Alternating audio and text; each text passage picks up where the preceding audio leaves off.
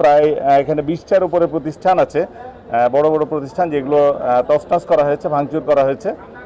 এর মধ্যে উল্লেখযোগ্য পশু সম্পদ অফিসটা দেখলাম একেবারে তছনছ করা হয়েছে, সেখানে গাড়ি পোড়ানো হয়েছে এবং রাস্তার উপরে অনেকগুলো গাড়ির পুরনো বিভৎস চিত্রগুলো আমরা দেখলাম।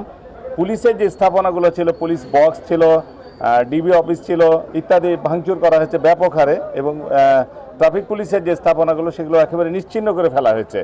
এছাড়াও সিটি সেন্টার আক্রমণ করা হয়েছে, মানুষের জানমাল এবং দোকানপাট ইত্যাদি আক্রমণ করা হয়েছে। প্রায় 3 থেকে 4 হাজার লোক কন্টিনিউয়াসলি 3 দিন ধরে, আমরা খবর পেয়েছি যে 18, 19 এবং 20 এই 3 দিন ধরে এই নৈরাজ্যগুলো চালিয়েছে। এবং একটি কথা অনেকেই বলছে যে ছাত্র আন্দোলন অর্থাৎ কোটা বিরোধী ছাত্র আন্দোলন ছিল, কোটা বিরোধী ছাত্র আন্দোলন শুরু হয়েছিল, কিন্তু প্রকৃতপক্ষে কোটা বিরোধী ছাত্র আন্দোলনটা হাইজ্যাক হয়ে যায়। যারা নাশকতাকারী, যারা রাষ্ট্রদ্রোহী, যারা এই সরকার এবং রাষ্ট্রকে ভ্যানিশ করে দিতে চায়, সরকারকে ভ্যানিশ করে দিতে চায়, রাষ্ট্রকে অচল করে দিতে চায়, তাদের দ্বারা কোটা বিরোধী আন্দোলনটা একেবারে হাইজ্যাক হয়ে যায়। এবং আপনারা দেখেছেন যারা এই নৈরাজ্যকর পরিস্থিতি সৃষ্টি করার জন্য যারা অংশগ্রহণ করেছে তাদের ভিতরে কেউই ছাত্র ছিল না।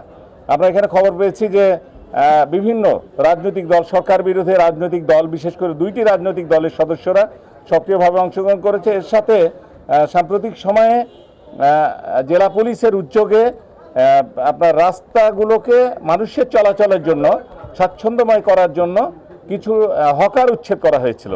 সেই হকাররাও এই নৈরাজ্যকর অবস্থা সৃষ্টি করার জন্য ভাঙচুরে, জ্বালাও পোড়ায়ের ক্ষেত্রে অংশগ্রহণ করেছে। তো এই সম্মিলিত গোষ্ঠী তাদের মূলত উদ্দেশ্য ছিল যে এই রাষ্ট্রটাকে অকার্যকর করা এবং সরকারকে উচ্ছেদ করা, অর্থাৎ রাষ্ট্রদ্রোহিতার কাজটাই তারা মূলত করেছে। এর সঙ্গে কোটা বিরোধী আন্দোলনের কোনো সম্পর্ক নাই। কোটা বিরোধী আন্দোলনের যে ছাত্ররা ছিল তারা এই ভাঙচুর, অগ্নিসংযোগ, জ্বালাও পোড়া ইত্যাদির সঙ্গে কোনো অংশগ্রহণ করেনি, কোথাও করেনি, বাংলাদেশের কোথাও করেনি। এবং আপনারা দেখেছেন যে আপনারা দেখেন যে বাংলাদেশের 64টা জেলা আছে, 64টা জেলাতেই কিন্তু ঘটনা ঘটেনি। মাত্র কয়েকটা ঘটনা, যেমন সাভারে ঘটনাটা ঘটেছে মূলত উত্তরবঙ্গ থেকে। উত্তরবঙ্গের যে জেলাগুলি আছে সেই জেলাগুলি থেকে মানুষের কমিউনিকেশান, যান মাল ইত্যাদি কমিউনিকেশান যেন না হয় সেটা বিচ্ছিন্ন করে দেওয়ার জন্য আপনার ঢাকা মেট্রোপলিটনের ধনিয়া, শনিরাখড়া থেকে শুরু করে সাইনবোর্ড, কাঁচপুর ব্রিজ, এই অঞ্চলটা করা হয়েছে যেন চট্টগ্রাম অঞ্চল থেকে লাইফ লাইন চট্টগ্রাম অঞ্চল, সে অঞ্চলটা যেন বিচ্ছিন্ন হয়ে যায় সেই কারণে করা হয়েছে। নরসিংদীতে করা হয়েছে সিলেট অঞ্চল থেকে বাংলাদেশ যেন বিচ্ছিন্ন হয়ে যায় সেই কারণে করা হয়েছে। গাজীপুরে করা হয়েছে যেন ময়মনসিংহ, নেত্রকোনা, কিশোরগঞ্জ এই অঞ্চল থেকে যেন ঢাকা শহর বিচ্ছিন্ন হয়ে যায় সেই কারণে করা হয়েছে। সুতরাং সাভারে যেই নৈরাজ্যটা সৃষ্টি করা হয়েছে মূলত হচ্ছে বাংলাদেশের উত্তর অঞ্চল থেকে ঢাকাকে বিচ্ছিন্ন করার জন্যই করা হয়েছে এবং এটা অবশ্যই সুপরিকল্পিত একটি ঘটনার অংশ। এবং এই প্ল্যানটা করা হচ্ছে, আপনি দেখবেন যে বাংলাদেশের বিভিন্ন জায়গাতে প্রতিবাদ হতে পারত, বিভিন্ন জায়গাতে কোটা বিরোধী আন্দোলন হতে পারত, কিন্তু আলটিমেটলি কিন্তু অগণিত জেলাতে কোনো ধরনের কোনো সাইলেন্ট, কোনো ধরনের কোনো শব্দ পর্যন্ত নাই। মাত্র কয়েকটি জেলা এবং ঢাকা মেট্রোপলিটন এরিয়া, তার চারপাশে জায়গাগুলো করা হয়েছে।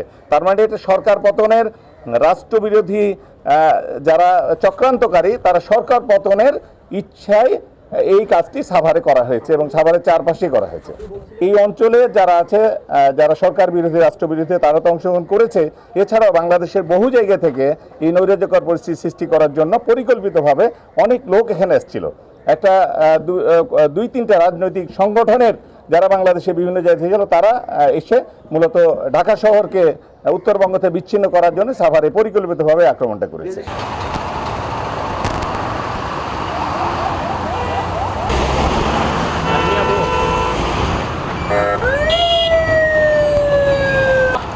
গাড়ি তো উঠে না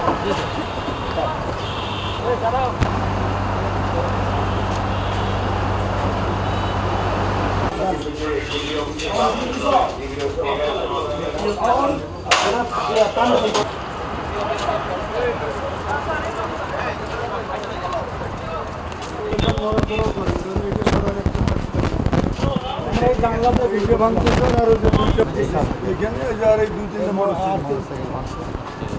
ভিতরে গেটের ওদিকে যায়নি।